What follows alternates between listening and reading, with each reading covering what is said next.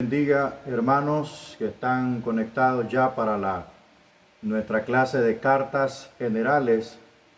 Estamos viendo un panorama acerca de todas las cartas llamadas epístolas generales, incluyendo la carta de Hebreos, ¿verdad? Se llaman generales porque muchas de ellas no van destinadas a una iglesia en particular.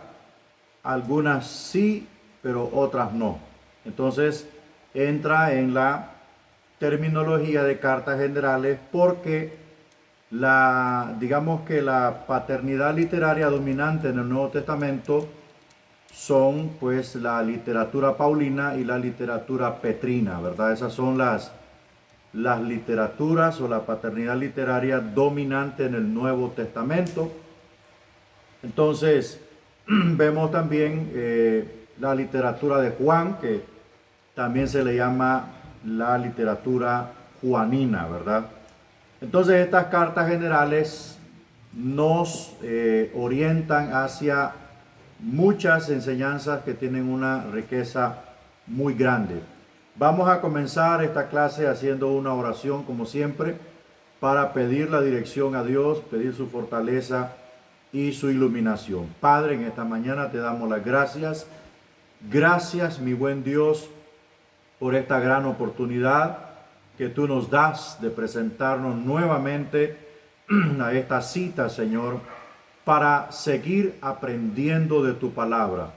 Bendecimos tu nombre, que es sobre todo nombre, y ponemos en tus manos esto que vamos a hacer hoy, rogando la iluminación del Espíritu Santo, rogando su fortaleza, rogando su sabiduría e inteligencia para que podamos nosotros explorar las profundidades de tu palabra. Ilumina a los alumnos, ilumina a todos aquellos que verán esta clase después. Te ruego, Padre, en el glorioso nombre de Jesús. Amén y amén. Bueno, mis hermanos, hoy vamos a abordar las cartas de Segunda de Pedro y Primera carta de Juan. Hoy vamos a abordar estas dos cartas. La siguiente visita, que es el próximo viernes, vamos a abordar a Segunda de Juan, Tercera de Juan y la carta a Judas.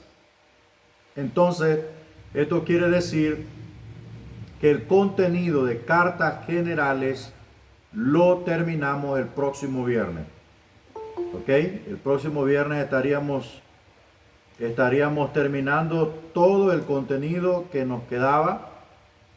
Solo vamos a quedar con sus tareas, que creo que van a ser 6 tareas, porque de acuerdo al material que estamos utilizando, no salen muchas preguntas respectivamente por cada carta. Entonces lo que estamos haciendo es unificando contenido para que las guías o los cuestionarios que se les publican en Classroom puedan tener un poquito más de sentido, porque hay cartas que solo traen 4 preguntas. Entonces no tiene ningún sentido hacer una guía de 4 preguntas. Mejor la unificamos para que hayan unas 10 o 12 preguntitas con más decencia. Entonces el viernes, hermanos, concluimos todo lo que es contenido. Ya a partir del viernes, el próximo lunes, ya no va a haber cita, no van a haber visitas ya al instituto. Solo vamos a quedar enviándole sus tareas, haciendo los exámenes, y los vamos a ir evacuando conforme está en el prontuario. Pero no se le olvide que el 25 de octubre tenemos examen 2 de teología sistemática. El 25 de octubre. Y tenemos, según este prontuario, el 12 de noviembre tenemos examen. Ya no vamos a estar en clase, pero tenemos examen el 12 de noviembre, el examen número 1 de cartas generales, y el examen número 2 será, bueno, si es el 12 de noviembre y ya no hay más clases, entonces vamos a adelantar el segundo examen. Yo les voy a avisar qué fecha, para que salgamos de exámenes de cartas generales y salgamos de examen, el tercer examen de teología sistemática, para que nos concentremos en el proyecto que vamos a respetar el calendario, que es para el 10 de diciembre. Mire cuánto tiempo tiene usted. Si esta semana, este viernes, concluimos las visitas, usted tiene tiempo de sobra para trabajar en su proyecto.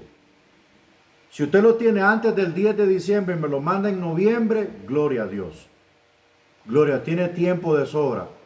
Pero si usted del 10 de diciembre, que es la fecha calendario que estamos aquí, no me manda usted el proyecto, ya no lo voy a volver a perdonar nunca más. Se lo garantizo. Dejaré de ser pastor y voy a ser un maestro de verdad. Si usted el 10 de diciembre no me manda el proyecto, teniendo todo el tiempo que le estoy concediendo, mi hermano, gracias hermana, muy gracias. Hoy mismo les voy a mandar su carta. Perfecto, gracias, se me ha ido, ustedes saben, no solo tengo un instituto en la mano, o sea, no solo tengo una sección, tengo varias secciones. Gracias hermano. Entonces, hermanos, vamos a tener tiempo bastante para que usted trabaje en su proyectito, se pula, ¿verdad? Y lo haga para Dios, como que si papá lo está llamando a exposición, ¿verdad? Bueno, entonces 10 de diciembre su proyecto. El 25 de octubre ya les compartí la hoja de repaso de teología sistemática número 2 y pronto estaré compartiendo las otras guías de repaso, ¿verdad? Para que ya las tenga ahí, ya las vaya imprimiendo y las vaya estudiando, y usted se la juega ahí con suficiente tiempo que vamos a tener, ¿verdad? A agarrar fuerzas, a descansar, porque el próximo semestre nos vamos a encontrar con una clase que sí, ese cerebrito va a tener que trabajar como un reloj suizo, ¿verdad? Como lo es la clase de hermenéutica. Bueno, vamos a empezar entonces. Cartas sobre las falsas enseñanzas. Ya vimos las cartas que corresponden a los hermanos en sufrimiento, que fue Hebreos, Primera de Pedro y Santiago, ¿eh? Ahí aprendimos a identificar la línea de pensamiento de Hebreos. Era manifestar que Jesús era superior a todos los símbolos de la fe judía. Jesús era superior a toda la simbología de la fe judía. Y ahí está, la línea de pensamiento está a lo largo de los 13 capítulos de Hebreos. Al hermano que le toque exponer acerca de Hebreos, fácilmente encontrará los versículos clave para exponerme a mí su línea de pensamiento. Ya estoy considerando, hermanos, que a partir del próximo año hagamos los proyectos en vivo como una clase presencial. Nada más que les voy a dar menos tiempo, que nos conectamos todos y cada alumno va a ir exponiendo, como que estuviéramos en una sala presencial. Lo vamos a hacer así mejor para que tenga un poco más de sentido y más de formalidad. Entonces, la línea de pensamiento en la carta de en la carta de Santiago era que los creyentes debían poner por obra las verdades fundamentales del Evangelio. Es la típica doctrina de Jesucristo. Jesucristo no vino a parar a nadie sobre una nube de luz o sobre una nube de unción, y porque ya eres mi hijo y yo te bauticé, ya puedes hacer lo que tú quieras.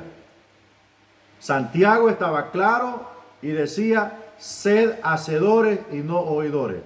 Esa es la línea de pensamiento enhebrante en toda la carta de Santiago. Usted la va a poder ver, que no le anduvo con contemplación ni al rico ni a nadie. Habló parejo, ¿verdad?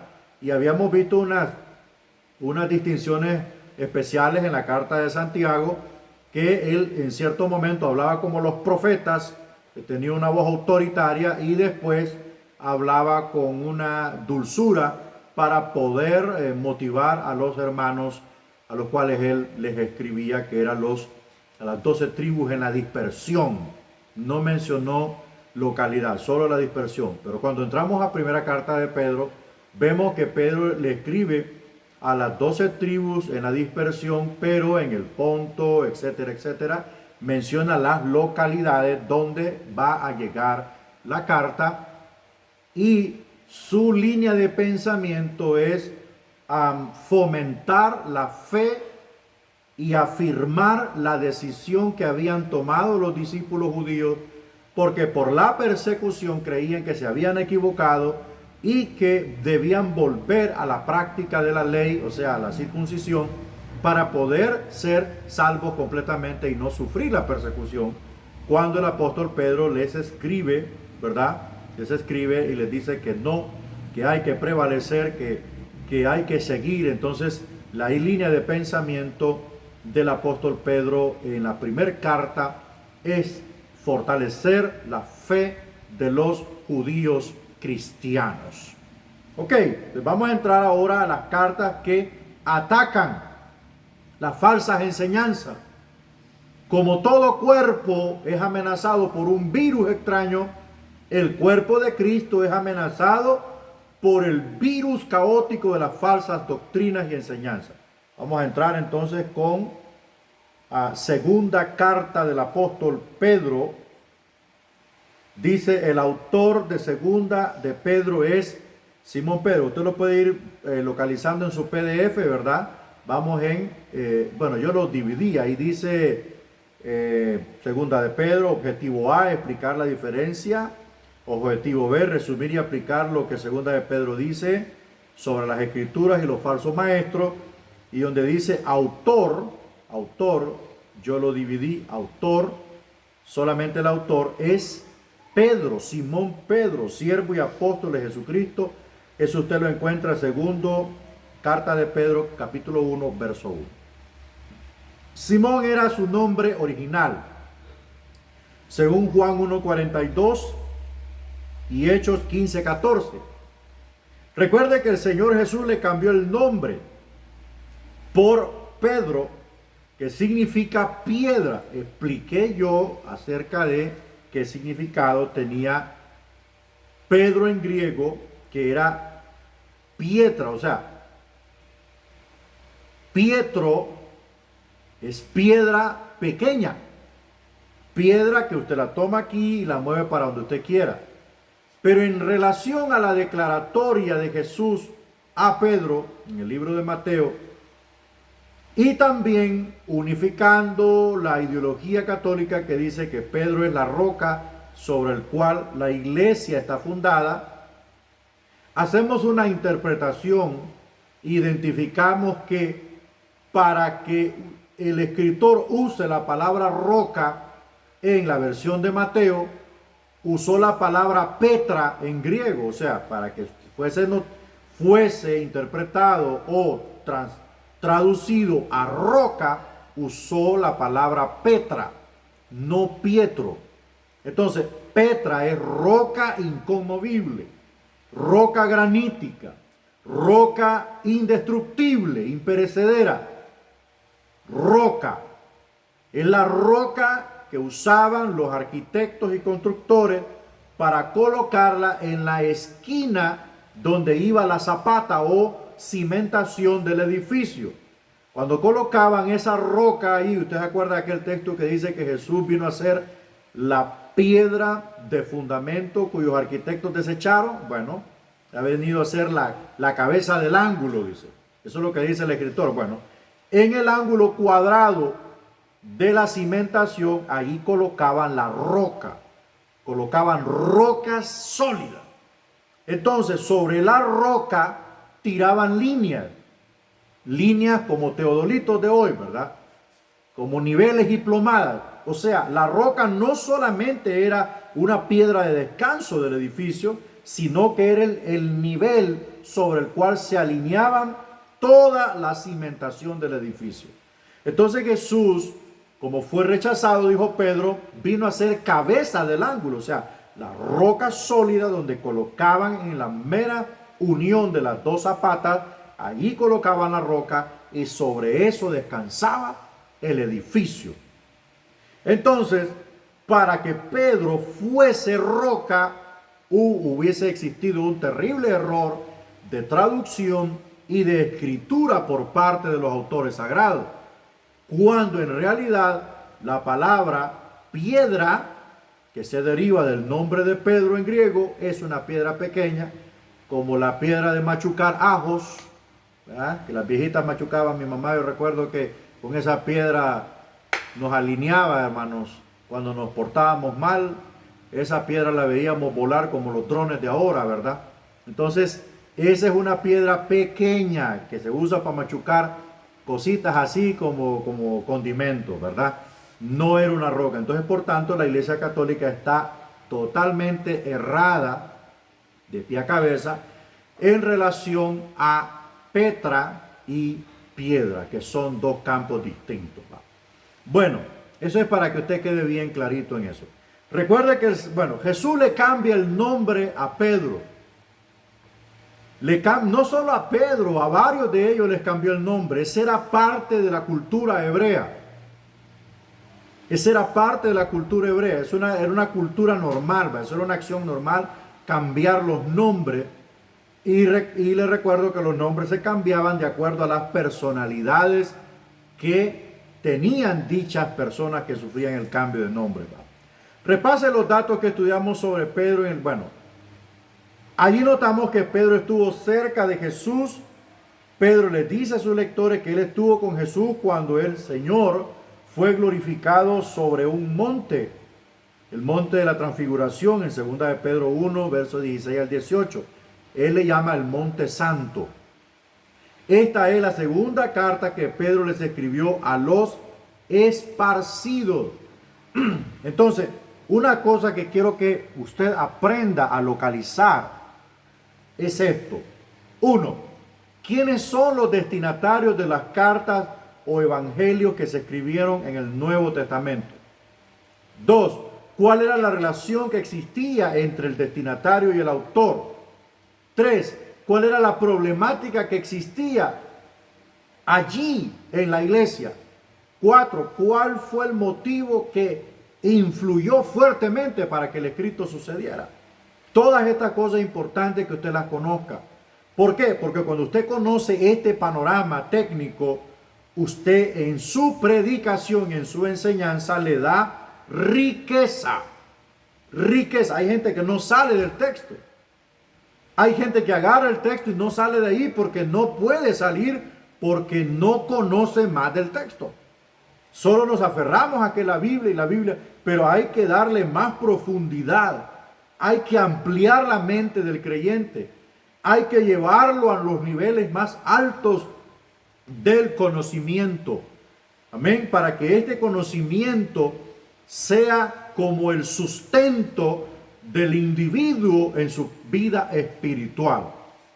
Un buen mensaje nutrido, una buena enseñanza enriquecida, hermanos, le aseguro que crearemos y formaremos discípulos sólidos para la exposición y promulgación de la palabra. Vamos avanzando, vamos a ver la fecha, ahí mismo lo va a encontrar en su PDF. Hace un tiempo observamos que Pablo escribió segunda carta de Timoteo en el año 67 después de Cristo. Aproximadamente esta fue la última carta de Pablo, cuando se acercaba el final de su vida. Asimismo, Pedro escribió su segunda carta estando anciano, aproximadamente en los años 66 al 68. Bueno, hay una cosa que yo debo aportarle, y es la siguiente. Tanto Pablo como Pedro murieron casi simultáneamente, y quien los mató fue el emperador Nerón. Nerón fue el que aperturó el caso de Pablo en su arresto domiciliario y lo sentenció a muerte. Recuerde que Pablo no podía morir crucificado porque era ciudadano romano, pero la única forma en que él podía morir honrosamente era decapitado. Entonces Nerón mató a Pablo y después fue crucificado Pedro. Recuerde que Pedro no era ciudadano romano. Entonces Nerón se empecinó en matar al apóstol Pedro, y Pedro dijo: yo quiero morir crucificado pero no como murió mi maestro, sino cabeza abajo. O sea, se sintió Pedro tan indigno, o Pedro entendió, Pedro sabía que la muerte de Jesús en la cruz era tan sublime y tan grande. Oiga bien, la muerte, que nadie quiere saber de la muerte. Si usted le habla a la iglesia de la muerte, ese día no tiene auditorio usted, todo el mundo está perdido. Pero para los judíos, por eso es que el judío es diferente a nosotros. El judío ve la muerte desde otro punto de vista. Nosotros lo vemos como algo terrible y trágico, y ya nos turbamos y ya se arruinó todo. Ellos no, ellos lo ven como la coronación de su carrera. Entonces, Pedro vio la muerte de Cristo como algo tan sublime y dijo, no, eso es tan sagrado para mí, yo moriré cabeza abajo, y fue crucificado cabeza abajo en esta manera. Así, en X, fue crucificado, no en cruz, sino en X.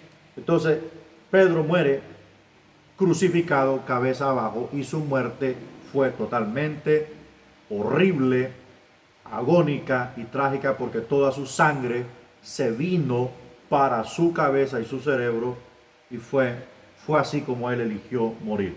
Entonces, segunda carta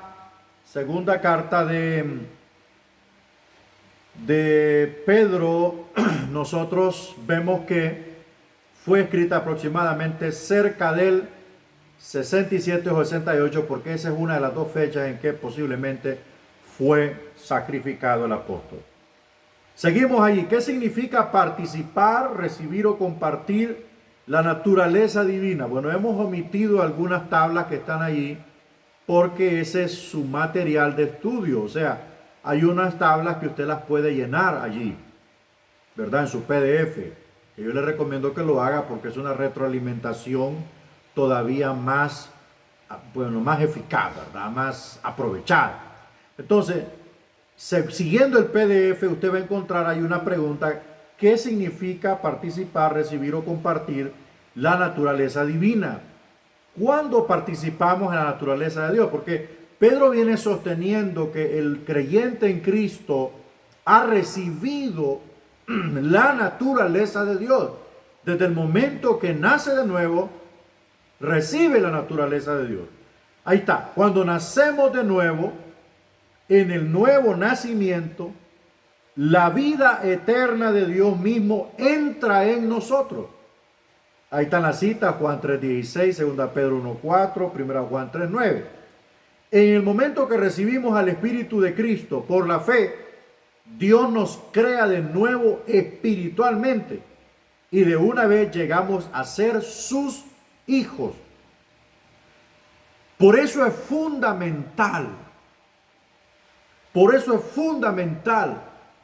que sea el Espíritu Santo quien traiga, quien convenza y quien convierta a la gente en la iglesia. Hay algo que yo hace años aprendí, y me aprendí la lección ya. Voy a pastorear lo que el Señor traiga a la iglesia, porque los traerá con nuevo nacimiento, los traerá con revelación, los traerá con conversión, los traerá hambrientos de su palabra. Entonces es mi trabajo pastorearlos, instruirlos, discipularlos, formarlos y orientarlos. Eso es todo el trabajo que tenemos que hacer los pastores. Pero a veces queremos convertir la gente. A veces queremos convertir el pato en cabro. Y el pato es pato y el cabro es cabro. No podemos cambiar la naturaleza de nadie. Solamente Dios la puede hacer. Por eso Pedro enseña que la naturaleza divina es la vida de Dios que viene a formar parte de nosotros cuando nos convertimos por obra del Espíritu Santo. No me pregunte cómo, porque no lo sé, pero lo que sí sé es que desde el momento que usted se convirtió a Jesucristo y el Señor lo libertó y el Señor lo transformó, algo empezó a nacer en usted. Algo empezó a hervir dentro de usted, y era la nueva criatura en Cristo. Usted comenzó a desear oír la palabra. Usted comenzó a desear estar en la casa de Dios. Usted comenzó a alabar a Dios. Usted comenzó a orar. Usted comenzó a leer la Biblia. Usted comenzó a ayunar. Usted comenzó algo nuevo en usted, porque eso fue la naturaleza que entró. Como la naturaleza del hombre normal, que todos nosotros, bueno, usted dirá, pastor, entonces ¿cuál es la naturaleza del hombre? La naturaleza del hombre es comer para vivir, trabajar para subsistir, educarse, higiene personal, aprendizaje social, secular, espiritual. Esa es la naturaleza del hombre: nacer, crecer, morir, reproducirse, etcétera, etcétera. Mientras que la naturaleza de Dios es otra. La naturaleza de Dios no te va a dar hambre de ir a comerte una hamburguesa, te va a dar hambre de ir a comer la palabra de Dios. Como dice la Biblia, que se coman el rollo de la palabra. La naturaleza de Dios no lo va a llevar a quererse dar un chapuzón en un río. No, lo va a querer llevar a purificarse en la presencia de Dios, a estar en oración con el Señor. La naturaleza de Dios lo va a llevar a ayunar. La naturaleza divina de Dios lo va a llevar a rechazar el pecado. La naturaleza divina de Dios lo va a llevar a amar las leyes de Dios, a ser celoso por su causa. Eso es la naturaleza divina de Dios. Entonces, si usted ya se aprendió lo que es la naturaleza de Dios, le recomiendo que la investigue, la distingue o la encuentre en los cristianos que le rodean. Un creyente que dice que permanece en él y no vivió como vive Jesús, o no vive como vivió Jesucristo, no es creyente. Así de sencillo. Podrá cantar, podrá danzar, podrá hacer todo lo que sea. Un buen ayunador, un buen orador. Pero si su corazón, su vida interna no está la marca de Dios allí, es pura religiosidad. Aquí es donde hay problema, porque el pastor, el hombre de Dios, tiene que tener los sentidos ejercitados del discernimiento. Muchas veces nos hemos engañado, hermanos, con la apariencia de los hermanos. Decimos nosotros, wow, qué siervazo, qué siervaza. Pero cuando le vemos sus frutos, cuando le vemos sus actitudes, cuando le vemos sus reacciones, cuando vemos, hermanos, que es una persona que no tiene capacidad de ser humilde, ahí es donde entra la pregunta: ¿en verdad está Dios allí? Porque yo recuerdo que Saulo de Tarso, que llevaba cartas y llevaba armas y llevaba todo un espíritu furioso, lleno de ira, de cólera, un hombre autoritario, un hombre de poder, un hombre de autoridad, un hombre que decía siéntese ahí se sentaban. Cuando se encontró con Jesucristo en camino a Damasco, lo primero que le dijo: ¿quién eres, Señor, y qué quieres que yo haga? Eso fue lo primero que apareció en Saulo de Tarso, aquella humildad que nunca la había experimentado. Entonces, la naturaleza de Dios viene a ser parte de nosotros cuando el Espíritu de Dios nos hace nacer de nuevo. Y esa naturaleza no dura como dura el primer amor, que el primer amor dura poco, hermano, a conciencia. A todos se nos murió el primer amor. Y espero que Dios no nos juzgue por eso. La naturaleza de Dios siempre está allí. ¿Por qué? Porque tú tienes que estarla cuidando y alimentando. Así como el ser humano cuida de su cuerpo, ¿verdad? Yo nunca he visto un hombre que no quiera bañarse en 3 semanas, hermano. Yo creo que no se le acercaría a nadie, ni la esposa que estuviera enamorada de él. Tiene que cuidar su cuerpo. Así es el creyente. Debe cuidar la naturaleza que Dios le ha puesto. No debe exponerse al pecado. No debe hablar con Satanás. No debe caminar con aquellos amiguitos que son como las aves que se robaron la semilla en la parábola del sembrador, ni mucho menos tener amigos como la mujer de Job. Ahí se lo dejo para que usted lo analice. Entonces, eso, ¿cuándo participamos de ella? Cuando nos convertimos. Ahí comienza algo misterioso, hermano. Es algo misterioso. El Señor ahí mismo también, ¡pum!, le pone el sello de propiedad. Usted tiene un sello de propiedad. Y ese sello, hermano, solo hay dos personas que lo pueden ver: el Espíritu Santo y los demonios. Los demonios ven la marca que hay en usted. Por tanto, usted no puede ser sellado por el anticristo. No puede. No puede. ¿Cómo va a poder? ¿Cómo va a poder el sello de un cualquiera con el sello del dueño del mundo? Imposible. Vamos avanzando en nuestro PDF. Cuando escapamos a la corrupción o el pecado del mundo causado por la concupiscencia, porque aquí hay un juego, como un parafraseo así más o menos. Pedro habla de la naturaleza divina que debe estar en el creyente, porque lo que Pedro quiere es afianzar la fe de los judíos en la dispersión. Eso es lo que Pedro quiere. Pero Pedro está haciéndoles entender que la concupiscencia es la raíz del pecado. Pedro contesta esta pregunta claramente y dice, mire lo que dice el texto: habiéndose ellos escapado de las contaminaciones del mundo por el conocimiento del Señor y Salvador Jesucristo. Eso está en segunda de Pedro. Vamos a ver segunda de Pedro 2:20. Creo que trajo Biblia, ¿va? Ha de haber traído Biblia. Segunda de Pedro 2:20.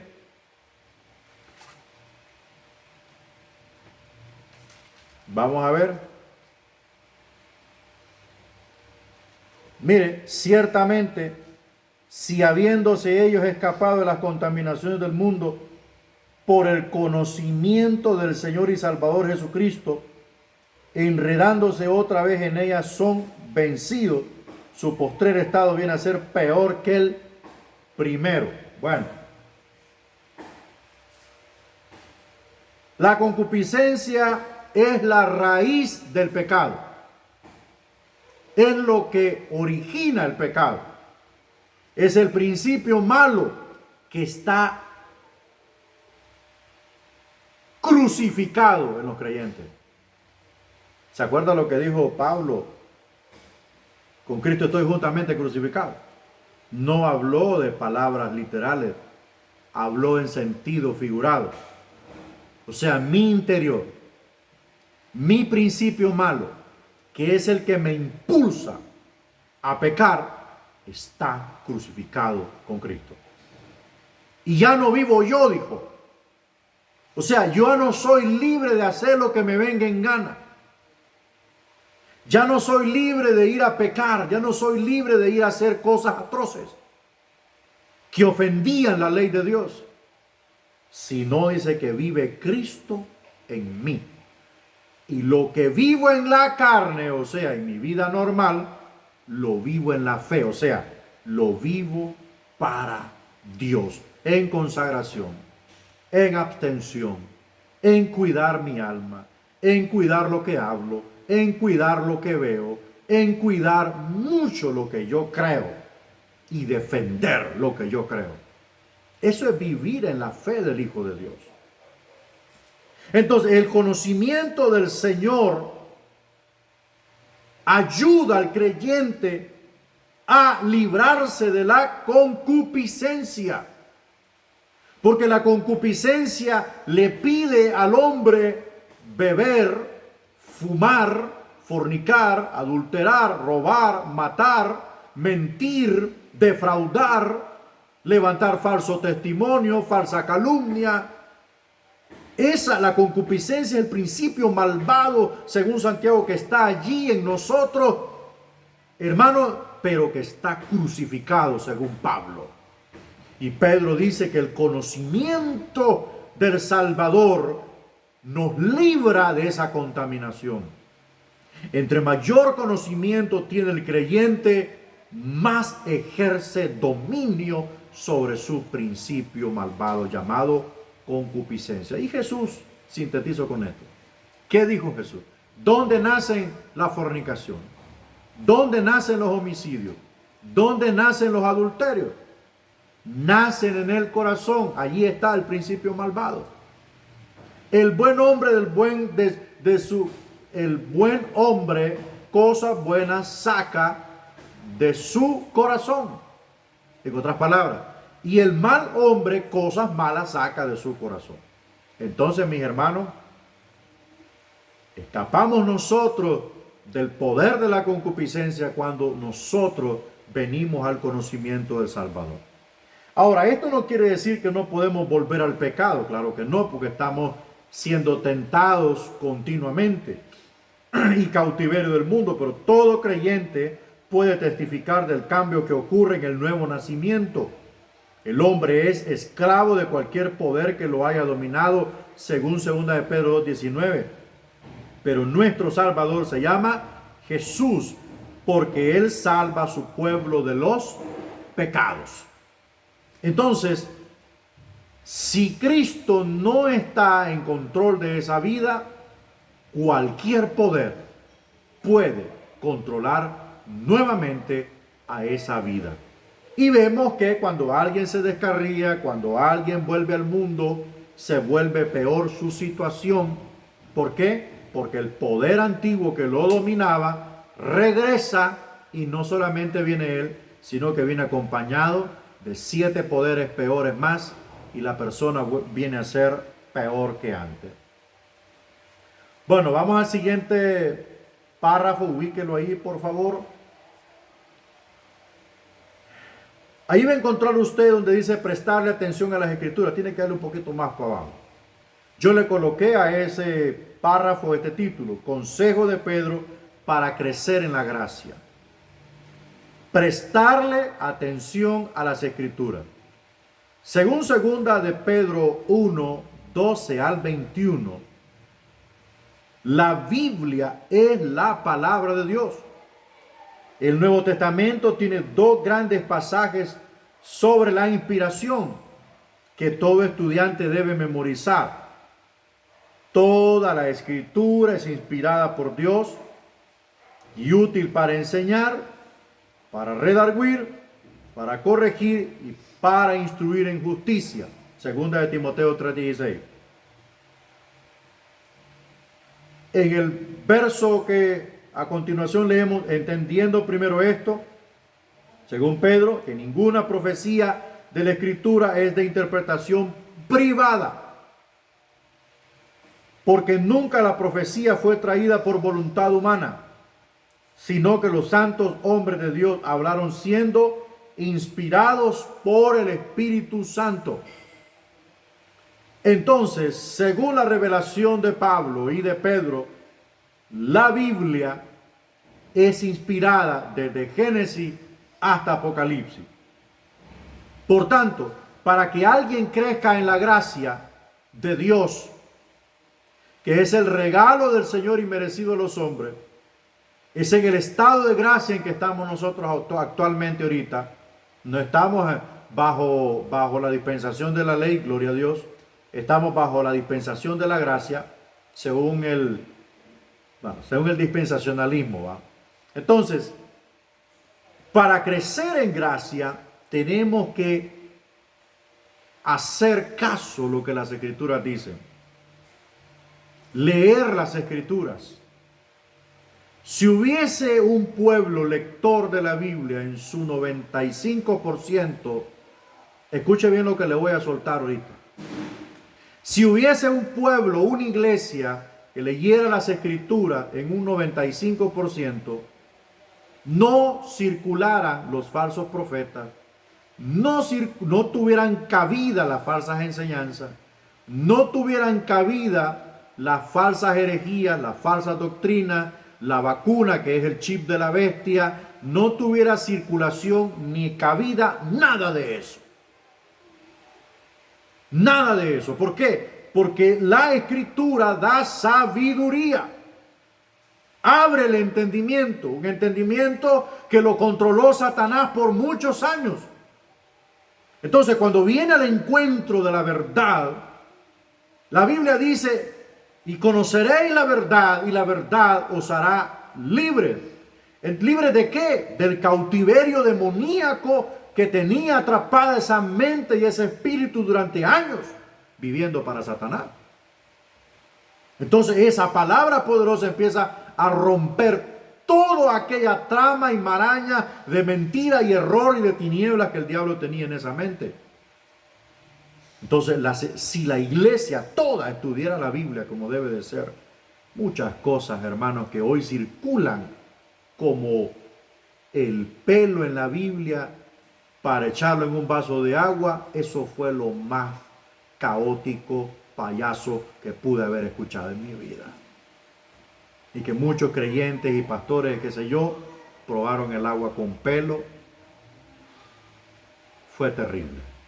Entonces, para crecer en gracia, hay que atender las escrituras. Jesús nunca llevó a sus discípulos a otro camino más que al de las escrituras. Escudriñad las escrituras porque a vosotros os parece que en ellas tenéis la vida eterna. Ellas son las que dan testimonio de mí. Eso fue lo que dijo Jesús. Jesús nunca dijo, discípulos, apóstoles, acuérdense de cuando les di de comer a aquellas miles de personas. Acuérdense cuando transformé el agua en... No, nunca mencionó ese tema, ni después de muerto. Toda la vida lo llevó a la palabra, porque Él era el Logos de Dios. Entonces, si Cristo, escuche bien, si los discípulos que palparon a Jesús, que caminaron con Él, que lo vieron a Él, no se apartaron de las Escrituras, cuánto más los creyentes de hoy, del siglo XXI, nos daremos el lujo de apartarnos de las Escrituras cuando ella es el sustento para crecer en la gracia de Dios. Termino con esto. Muchos hermanos enanos en la fe están así, enanos en la gracia, porque no leen las Escrituras. Vamos avanzando. La Biblia, la mejor arma contra la falsedad. Ese es otro parrafito que está por ahí. La Biblia es también una buena arma contra las enseñanzas falsas. Jesús derrotó al diablo usando las palabras, escrito está. Según Mateo 4:4, verso 7 y verso 10, creo que esa defensa que Jesús usó estaba en Levítico.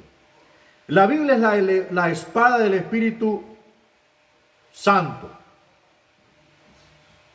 La palabra de Dios es una lámpara a nuestros pies y lumbrera a nuestro camino. Deberíamos estar atentos a las Escrituras, como una antorcha que alumbra en un lugar oscuro, escribe el apóstol Pedro. Esa debe de ser la brújula del creyente.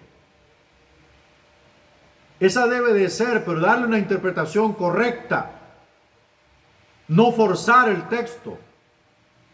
Ese es el problema. Cuando nosotros forzamos el texto, le estamos dando cabida a muchas otras cosas que no se originan de la palabra de Dios, sino que salen de la influencia de los demonios perversos que existen. Debemos interpretar correctamente la Escritura para contrarrestar la falsedad, porque la falsedad existe. La falsedad es lo más sucio que puede existir. La falsedad y la hipocresía están en la misma cloaca. Entonces nosotros, los hijos de Dios, tenemos que estudiar e interpretar correctamente las Escrituras para que usted presente defensa por el Evangelio, como dijo Judas en su escrito, en su carta. Pero si a todos le decimos amén, porque todo el mundo le dice amén a todo, porque ¿qué va a discernir si no la lee? ¿Qué va a discernir? Está como en una iglesia. Yo fui a predicar en cierta ocasión en esa iglesia y una vez un pastor dijo ahí, bueno, dijo, ¿a quién le gusta la mujer del vecino? Y hubo uno que levantó la mano. Todo el mundo se quedó callado, pero él levantó la mano porque no discierne la gente. No discernió lo que preguntaron. A todo le dicen amén. Espero que usted, que está recibiendo esta formación, usted se convierta en un lector de la Biblia con una instrucción técnica, interpretativa, hermenéutica, para que conozca el fondo del texto y no le diga amén a todo lo que se predica, porque fomentamos la falsedad y el error. Fomentamos la falsedad y el error.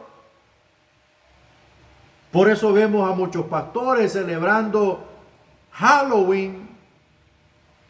Vemos iglesias metidas en cosas del mundo, metidas en ferias patronales, porque no ha habido una correcta interpretación de la Biblia. No nos ha hablado verdaderamente. Cuando ella nos habla, cuando la interpretamos correctamente y desciframos lo que ella nos habla, créame, hermano, que lo único que podemos hacer es postrarnos a los pies del Señor y pedirle perdón. La Biblia es como la antorcha que alumbra en un mundo de oscuridad. Y todos aquellos que quieran ser iluminados por ella, pondrán atención a lo que ella dice. Avanzamos. Vamos a ver acá línea de pensamiento de Pedro. Esto se lo coloqué yo, no lo va a encontrar en su PDF. Creo que es en el último párrafo de la carta de Pedro. Pedro resume sus propósitos en los 2 últimos versículos de su carta. Así que, vosotros, oh amados, sabiéndolo de antemano, guardaos, no sea que arrastrados por el error de los inicuos, caigáis de vuestra firmeza. Antes bien, creced en la gracia y el conocimiento de nuestro Señor y Salvador Jesucristo. Yo pregunto en esta mañana a ustedes, ¿a dónde voy a conocer a Jesucristo? ¿Dónde está para que me lo presenten? ¿A dónde está para que yo lo pueda ir a conocer? Lo voy a conocer en las Escrituras. En este libro, mire, aquí lo voy a conocer. Pero la gente solo quiere aceite. Estamos como los motores. Aceite encima, manto, unción, nombramiento, plataforma, espectáculo, primera plana. Queremos un nombre. No queremos crecer. Por eso se oyen mensajes tan baratos y tan fuera de contexto. Por eso sucede esto. Mire, antes bien, creced en la gracia. Cuídense del error. Así que vosotros, amados, sabiéndolo de antemano, cuídense. No sea que, arrastrados por el error de los inicuos. ¿Cuáles inicuos? ¿Los testigos de Jehová? ¿Los católicos? ¿Los mormones? ¿Los musulmanes? ¿Los budistas? No, hermano. No, esos no son los inicuos. Los inicuos son aquellos que andan Biblia bajo el brazo y dicen que son hijos de Dios y hombres de Dios, pero son portadores de doctrinas de demonios. Como esta doctrina de demonios, que un fornicario puede profetizar, es una doctrina de demonios. Satanás está controlando la doctrina en esa iglesia. Entonces, creyente que no lee la Biblia será arrastrado, así como cuando en la playa de la Coca-Cola íbamos en la lancha, tirábamos un chiliwili, o sea, un pescadito de hule, lo tirábamos y ahí iba despacito hasta que ¡pum! Pegaba el pescado, arrastrado por un engaño. Así de sencillo. Y ahí hay un montón que van así, vea, detrás del chiliwili, que van pegados del error.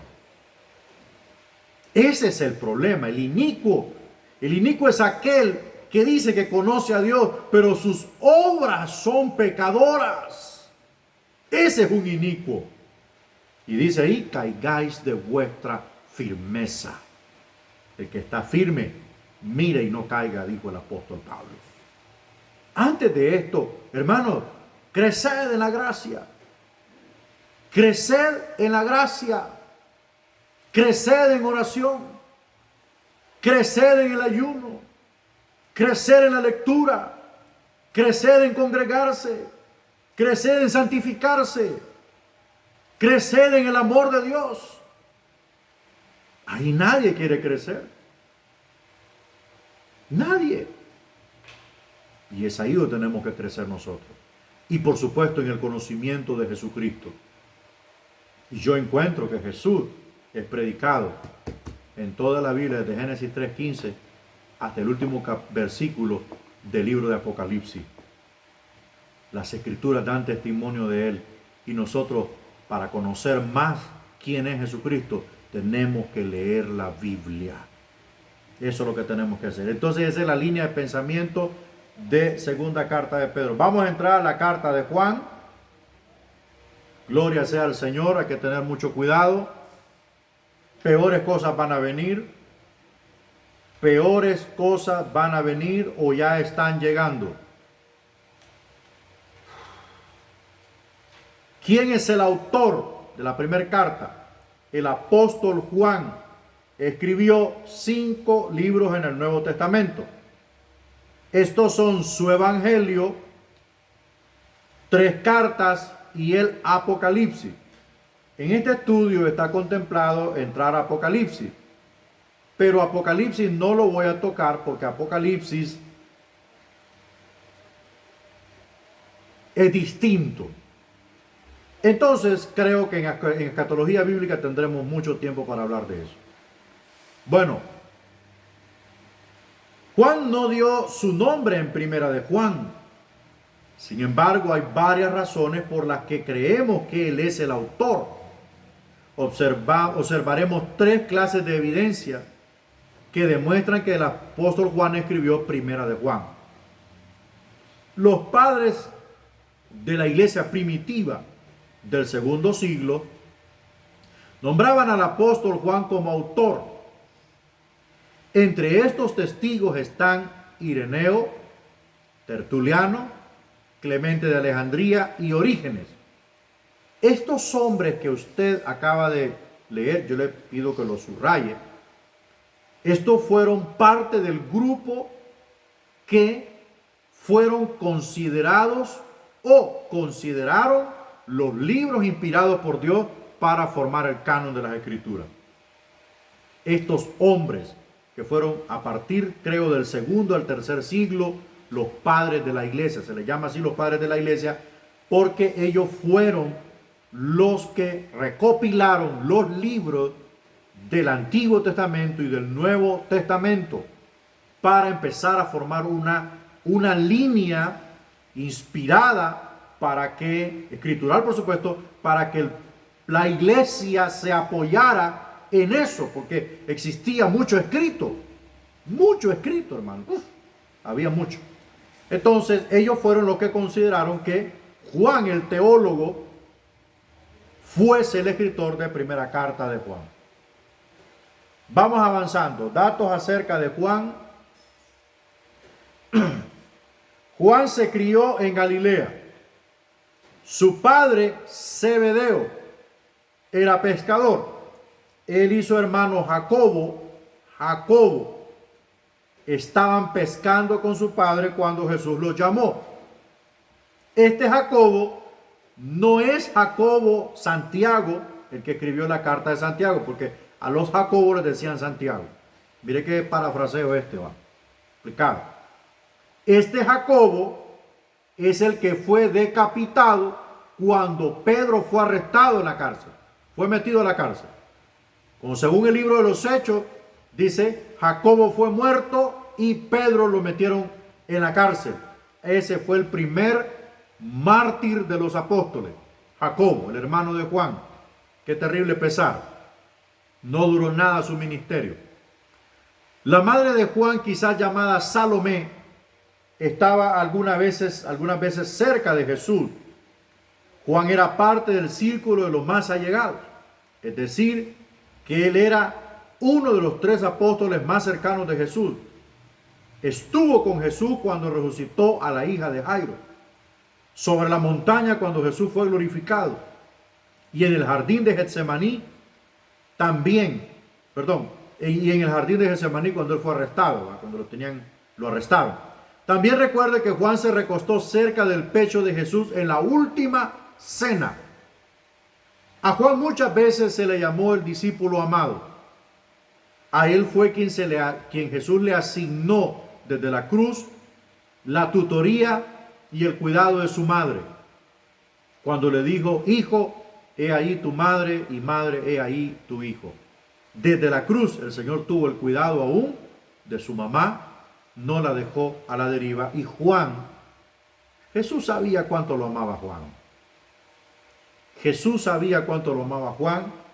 Y Juan, hermanos, estuvo con él de cerca. Había un afecto tan lindo. Ningún discípulo se le recostó en el pecho al maestro. Jesús sabía cuánto Juan lo amaba y de qué manera lo amaba.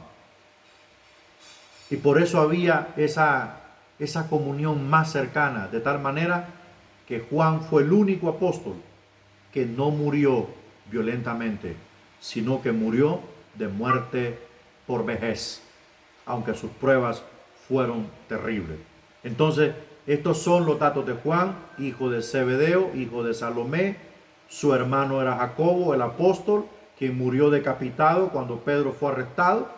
Y Juan, el Señor lo preservó hasta el final. Cuenta la historia, los grandes escritores como Flavio Josefo, que Flavio Josefo es como el eslabón entre la era apostólica y la era de los padres de la iglesia. Es el escritor de la guerra de los judíos y otras cosas y antigüedades de los judíos. Flavio Josefo la escribió, y según dicen que cuando ya estaba anciano Juan, que ya no podía ni caminar, pedía que lo llevaran chineado a la iglesia, al culto. Pedía que por favor lo llevaran chineado. A Juan lo lanzaron en una olla hirviendo con aceite. Y así como los amigos de Daniel, no fue chamuscado en nada. Así como entró, así salió de la olla.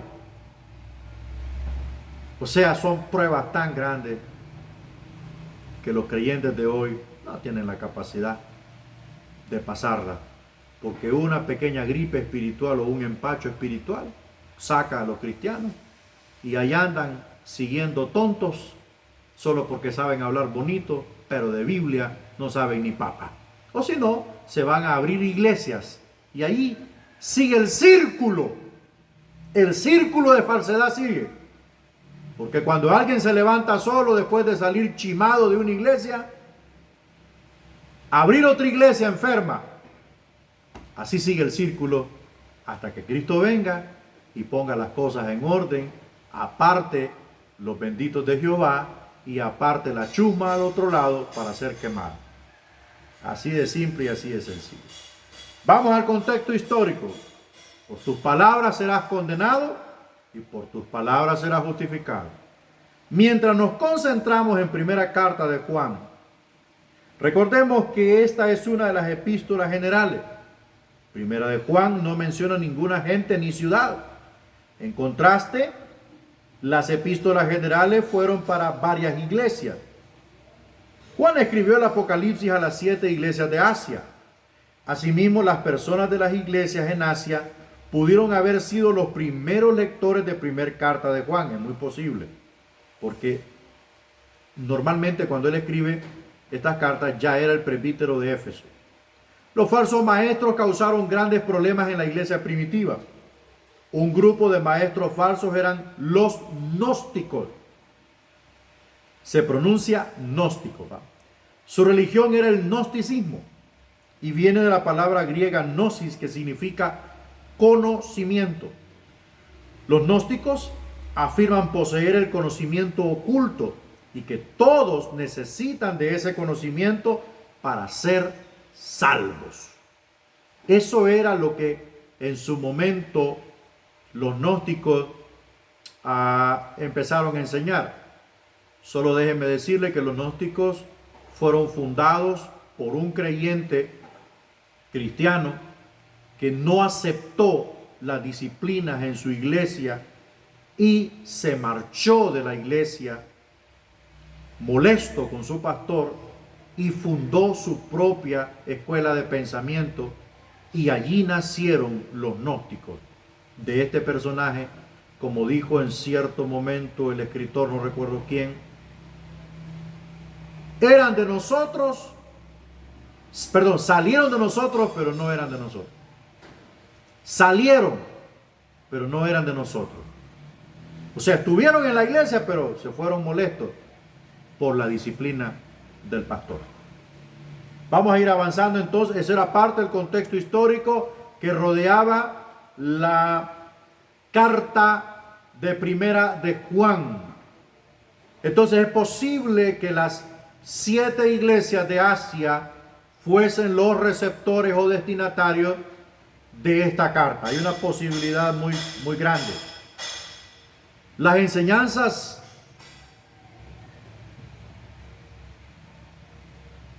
bueno, eso lo voy a responder al final, mi hermanito. Enseñanzas falsas de los gnósticos. Ahí lo va a encontrar en su documento. 1. El espíritu es bueno y el cuerpo es malo.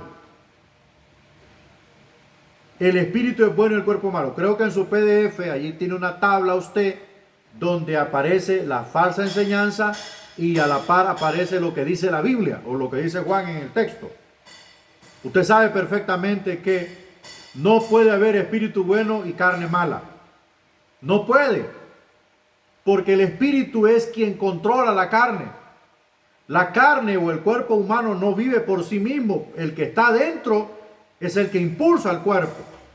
Entonces no pueden haber dos corrientes al mismo tiempo. O una es buena o es mala.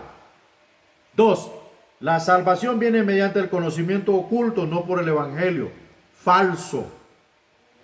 Falso. El mismo apóstol Pablo dijo, hermano, que si alguno venía predicando un evangelio distinto al que ya hemos anunciado, sea maldito.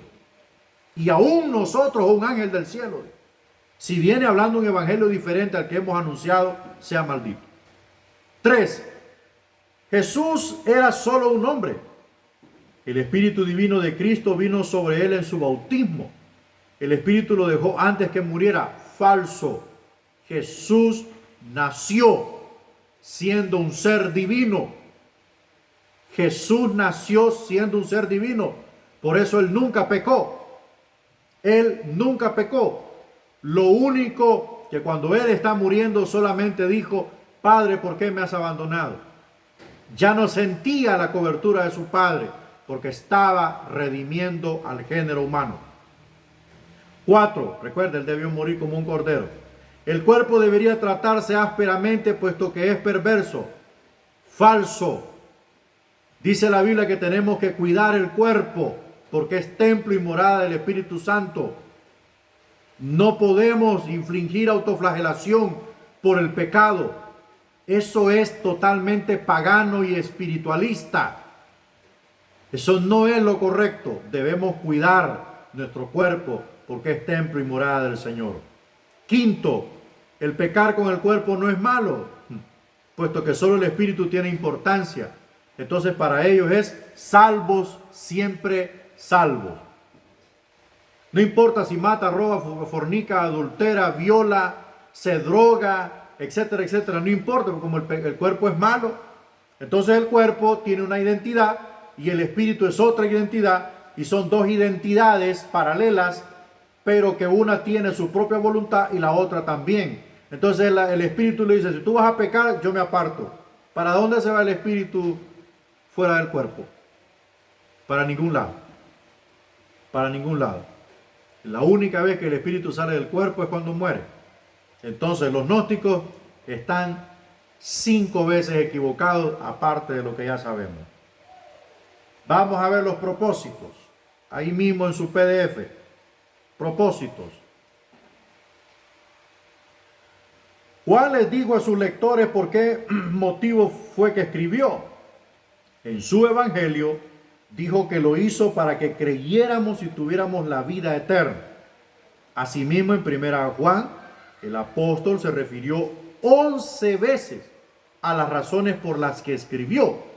Estos versículos nos dan por lo menos 4 propósitos por lo que Juan escribió, y estaremos estudiándolos según como aparecen en el bosquejo más adelante. Sin embargo, los estudiantes deberán tener en cuenta que los 4 propósitos de Juan no están limitados a parte de su carta, más bien están entretejidos en la carta entera, como los hilos de un vestido. O sea, no están como decir uno después del otro, sino que están entretejidos.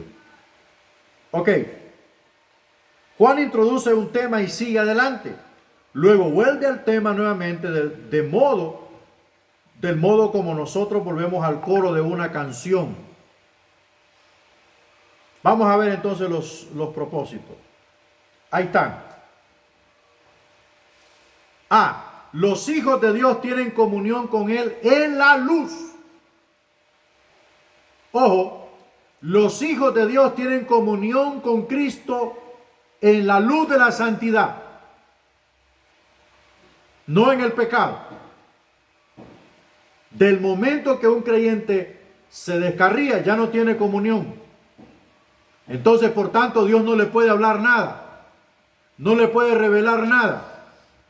Si ese creyente está en fornicación, es imposible que Dios le hable, no le puede hablar. Dios no tiene 2 palabras. Los hijos de Dios tienen comunión con Él en la luz de la santidad. Si el creyente se guarda en santidad, Dios tiene comunión con Él y Él con Dios, y habla con Dios y Dios habla con Él.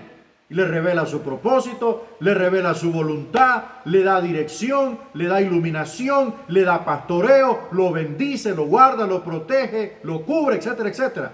Todo en el parámetro de la comunión, porque la santidad me permite a mí estar en comunión. Si yo peco, me descarrío por cualquier índole, rompo mi comunión y ya Dios no tiene comunión conmigo ni yo con Él.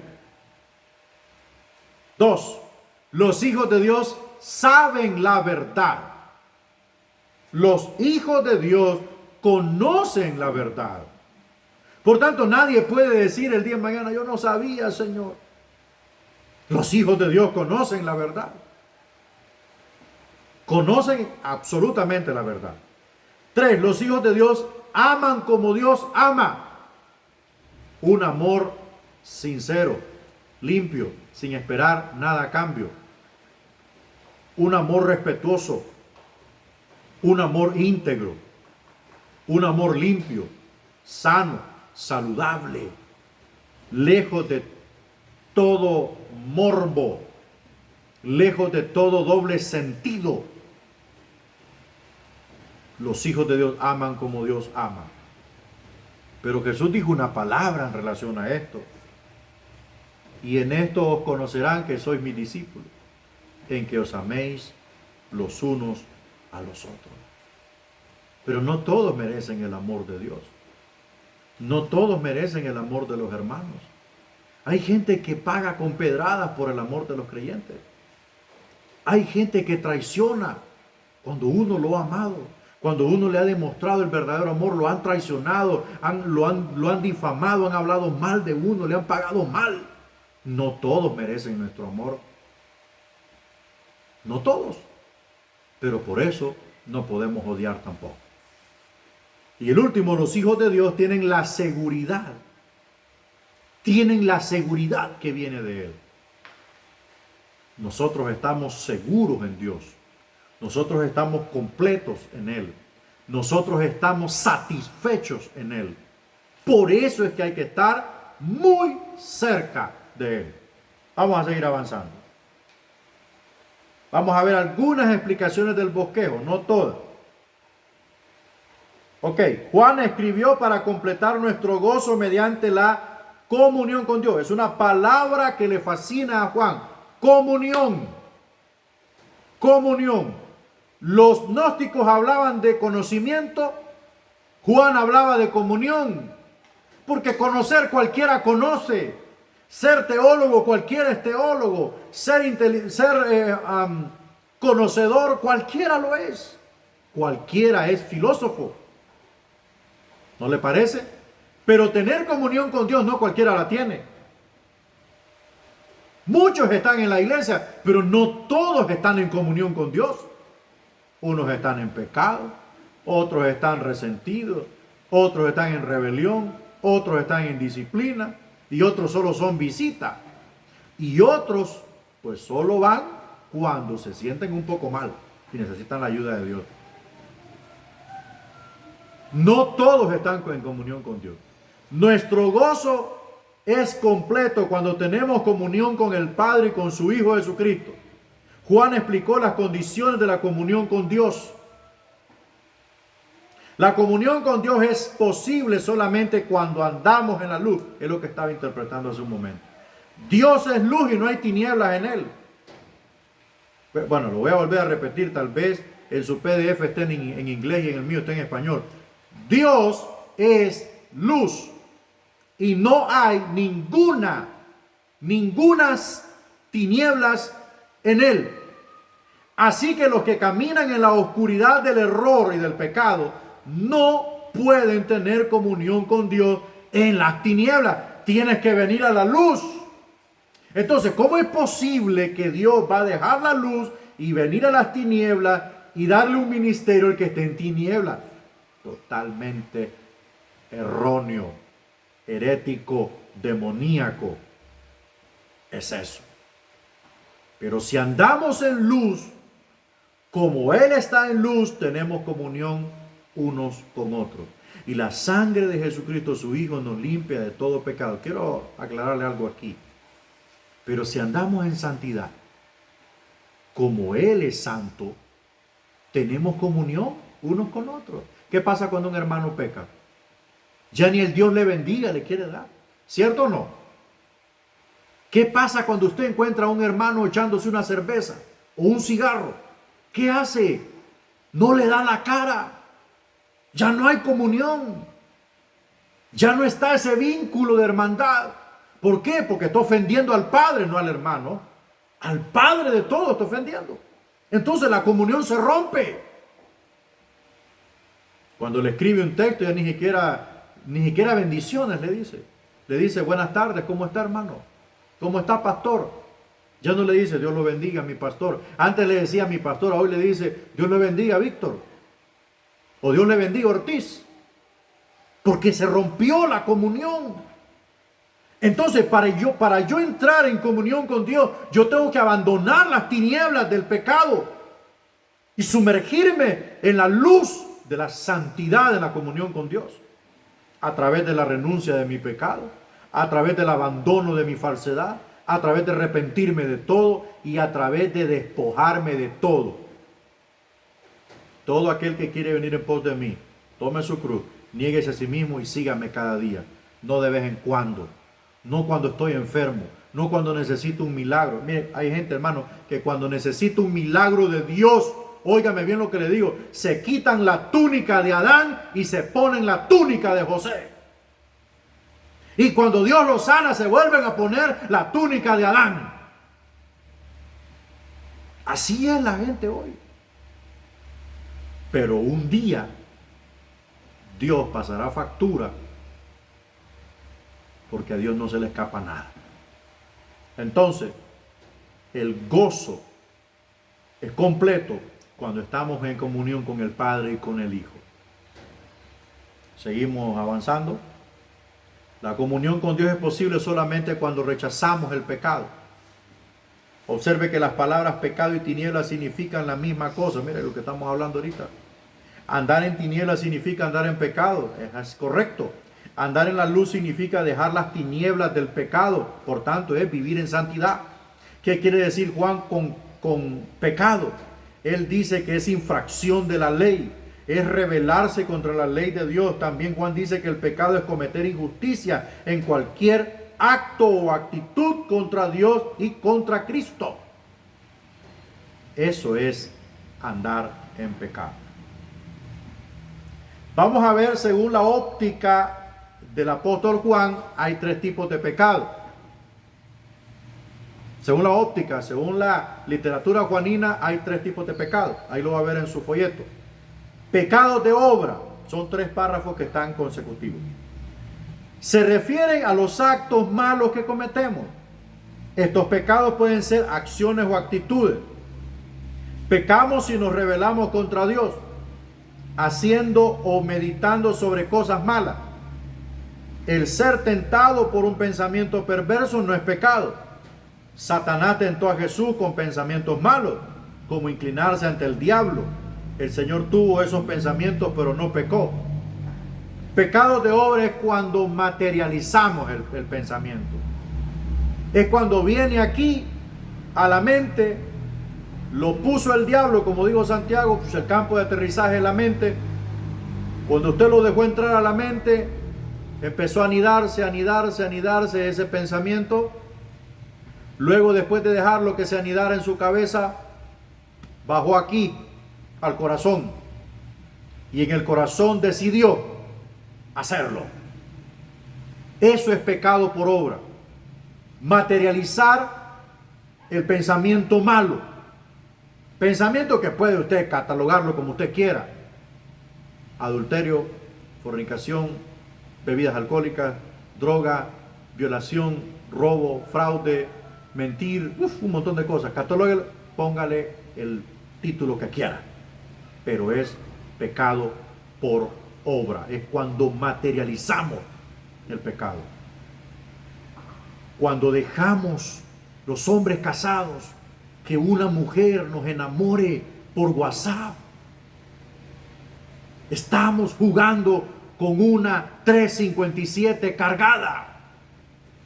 Tarde o temprano se va a detonar. Y cuando se detone ya no habrá salida. Tu hogar, tu familia, todo se vendrá al trasto de la basura. Cuando una mujer es celosa, cuando una mujer la invaden los celos, cuando una mujer mira fantasmas a donde no hay, se apoderan de su mente y la luz de Cristo queda opacada y aquello se materializa y se lleva a la acción y destruye su familia. Eso es pecado por obra. A cualquiera le puede llegar un pensamiento malo. Cualquiera.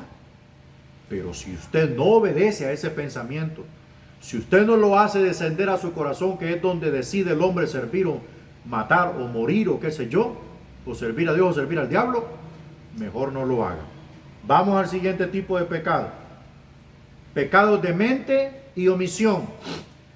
El pecado de la mente ocurre cuando una persona decide meditar sobre los deseos perversos, o sea, jugar, hermano, con pensamientos seductivos, con pensamientos eróticos, con pensamientos luciacos, tales como la lujuria.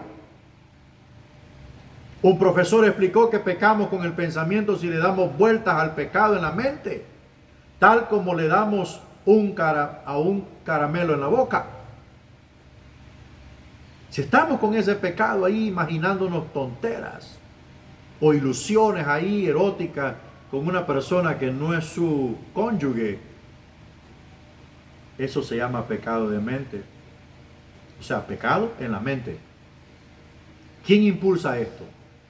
El principio corrupto llamado iniquidad. El principio corrupto llamado iniquidad.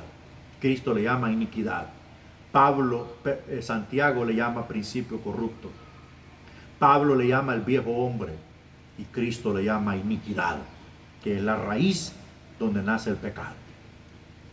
Tenga cuidado, cuando un pensamiento de estos le venga a la mente, sujételo a la obediencia a Cristo. Yo te sujeto en el nombre de Jesús a la obediencia a Cristo. Lleve cautivo todo pensamiento perverso a la obediencia a Cristo y será libre. Mucho cristiano es derrotado en la mente. Mucho creyente es derrotado en la mente.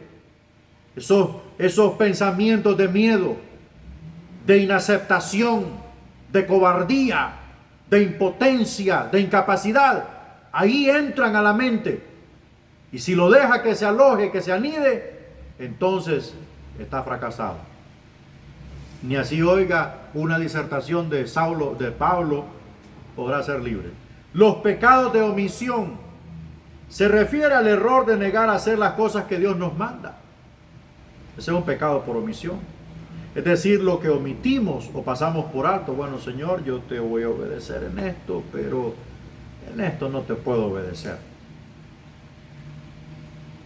Señor, tú dices que hay que llevar la carga del enemigo 1 kilómetro. Yo no puedo hacer eso, Señor. Señor, tú dices que yo debo amar y perdonar, pero no puedo. Yo puedo amar, pero no perdonar, Señor. Los gnósticos decían que pecar no tenía importancia, pero Juan dijo que el pecado era tiniebla. Claro, los gnósticos defendían su lujuria y su deseo pecaminoso porque eran griegos. Eran griegos. La lujuria, la depravación moral, la inmundicia sexual se origina en Grecia y afectó a toda la iglesia gentil. A los tesalonicenses, a los gálatas, a los corintios, a los de Filipos, a todo el mundo afectó, a los éfesos, a todos afectó. Porque esa era la cuna de la perversión moral. Entonces ellos defendían su gusto. Pero Juan dice que el pecado es tinieblas y todo pecado, toda alma que pecare morirá. Juan escribió para darnos seguridad de Dios. Creo que ese es el último. Los gnósticos afirmaban que Jesús era solo un hombre. Ellos decían que el Espíritu de Dios vino sobre él en el bautismo y lo dejó antes de su muerte. En contraste, Juan dice que Jesucristo vino mediante el agua y la sangre. Es decir, Jesús es el Cristo divino que vino por las aguas del bautismo. Y él vino mediante la sangre en la cruz. También el Espíritu Santo testifica en nuestro corazón que Jesús murió por nosotros. Así Juan nos asegura que el Espíritu Santo, el agua y la sangre testifican sobre Jesucristo. Bueno, los términos agua y sangre generalmente significan la gracia de Dios. Es una gracia de Dios el que Cristo muriera por nosotros. Bueno, esa es la última diapositiva, mis hermanos. Es la última diapositiva. Bueno, terminamos entonces segunda de Pedro, primera de Juan. Creo que aquí hay una pregunta. Pastor, dice, Juan era el hijo de Zacarías y Elizabeth, el hijo que ellos anhelaban, y Dios respondió a su petición a pesar de que para Zacarías y Elizabeth lo miraban imposible por su edad. No. Este se llama Juan el Bautista. Juan Bautista.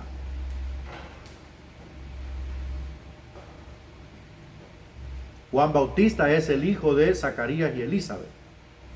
¿Verdad? Que Zacarías quedó mudo porque se puso a interrogar al ángel en vez de decir amén, él se la tiró de sabio. A Dios no se le cuestiona. Especialmente en el nivel en que estaba Zacarías. Zacarías no era una ovejita, Zacarías era el sumo sacerdote. No estaba para hacer preguntas incautas, estaba para decir, sea tu voluntad.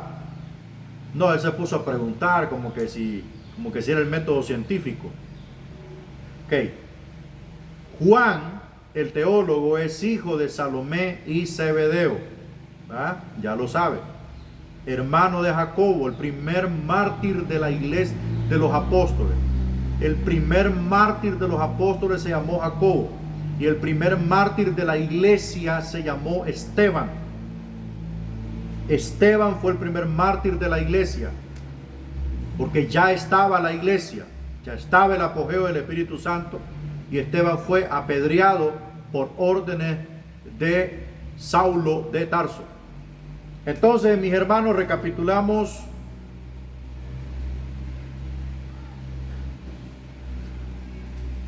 Muy buena pregunta. Muy buena pregunta, hermano. El problema de los sueños es que no es un acto voluntario de su mente y de su espíritu. Un sueño usted no lo puede controlar. ¿Ok? Nadie puede darle un rumbo a un sueño como él. Usted está soñando. O sea, cualquier cosa puede pasar en un sueño. Cualquier cosa puede pasar en un sueño.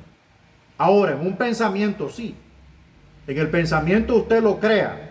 Usted lo maquina. Usted le da esto, le pone lo otro, le quita aquello y le pone lo otro.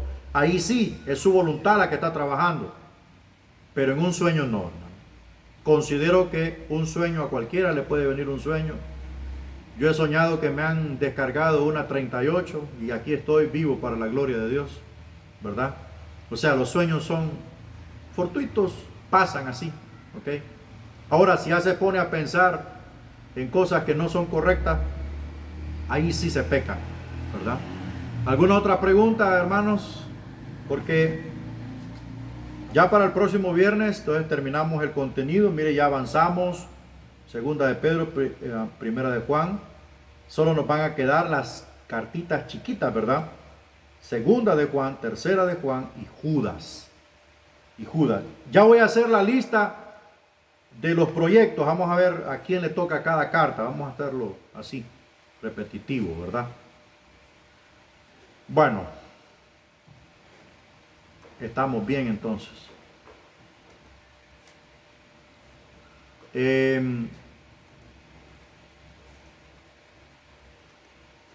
Gloria a Dios. Vamos a orar entonces, hermanos. Vamos a orar para que el Señor bendiga nuestro día y nos ayude, ¿verdad?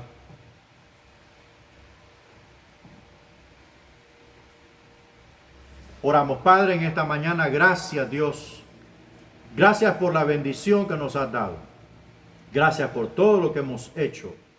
Gracias por la vida de todos los alumnos que se han conectado. Ruego que bendigas sus vidas, sus trabajos, su emprendedurismo. Ruego por ellos, sus ministerios, su trabajo en el Señor. Te pido que lo bendigas, lo respaldes en todo momento. Gracias, Dios, por esta mañana. En el nombre de Jesús. Amén y amén. Bueno, Dios los bendiga. Estamos en contacto. Cuídese y que el Señor esté con ustedes en este día.